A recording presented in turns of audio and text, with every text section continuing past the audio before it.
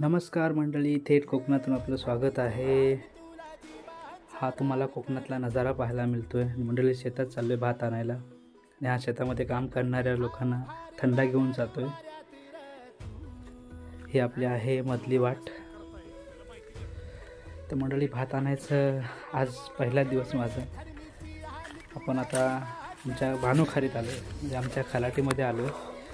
बघा आसपासची शेतं घेऊन गेलीत. आता बघा आमचं शेत बाकी आहे, ते आज घेऊन जायचं आहे. बघा 4-5 जण आहेत तिथे भात बांधायला. थोडंसं बाकी आहे, आता एक 5-7 फेऱ्या होतील. खूप भारी वाटतं, कारण आपण मुंबईवरून हीच कामं दिवाळीसाठी करण्यासाठी येतो. सो खूप आनंद होतो. बघा डोक्यावर भात घेतला आहे.